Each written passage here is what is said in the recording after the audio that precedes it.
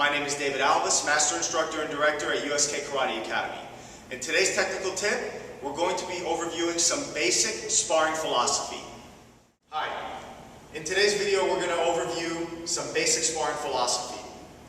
One of the biggest mistakes that I see beginner students make when learning how to free spar is not taking the time to understand distance control and how to use the appropriate application of hands and feet technique in sparring.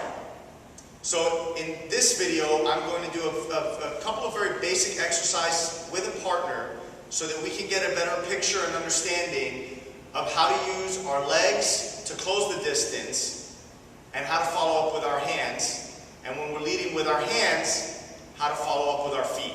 So the first one we're going to start out with is going to be from a farther distance and how to be able to close the gap with our partner when they're standing far away from us. Sparring position.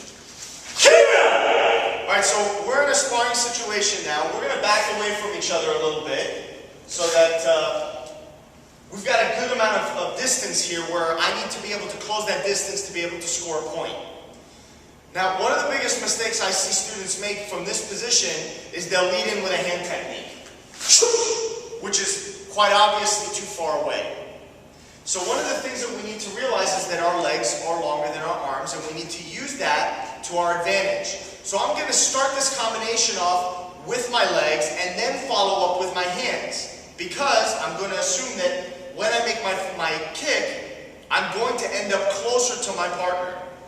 Once I'm closer to my partner, it makes more sense to be able to use my hands. I wouldn't use my legs again. So if you could just put your hands down so the video can see good. If I'm coming in with a good front kick and advancing, you can see that I'm getting in nice and close to my partner. So once I make that kick and I land here, it doesn't make much sense for me to do another kick again because I have no room for that. But if I close the distance with a kick, now I can follow up immediately with a hand technique and it's a good distance away. Position. So now we're going to do the whole combination, and my partner is going to receive the front kick by stepping back and doing a low block and a cross-legged stance. Now from this position, he moved back, so as I land in front, I need to close the distance. And I'm going to do that with a hand technique because he's just a little bit too close for me to do another foot technique. And he blocks the back face. Now, from here I have a good opening and I'm going to finish the technique.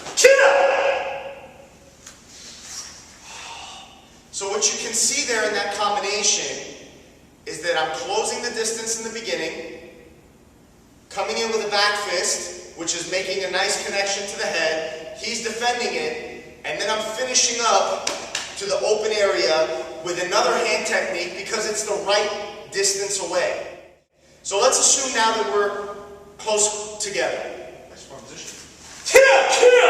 So from this position, it would make sense for me to begin with a hand technique because that's what I have distance for. I don't have room to initiate a kick.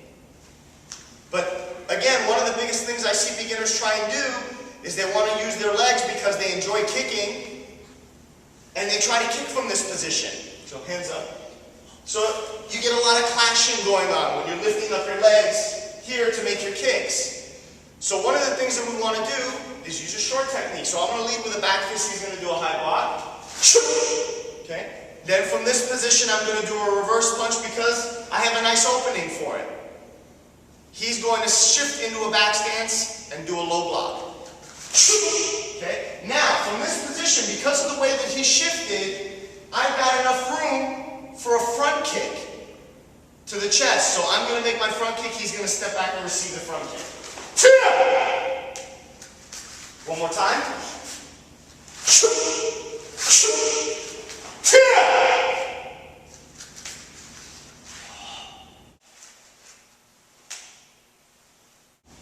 So it's really important to understand that the combination is not the focus of this video. It's more understanding distance and when to use the appropriate technique.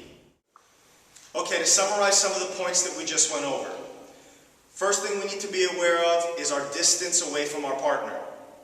As we get to be more advanced, we'll realize that certain kicks are a little bit longer or shorter than others. So for example, a front kick will not cover the same amount of distance as a jumping front kick. So when we're sparring very far away from our partner, we need to cover many, many feet of ground, we would advance with a jumping kick. Then, after advancing with the jumping kick, we might use a ground-based kick, and then follow in with our hands. When we're very close together, it's the same concept. Some hand techniques are shorter than others.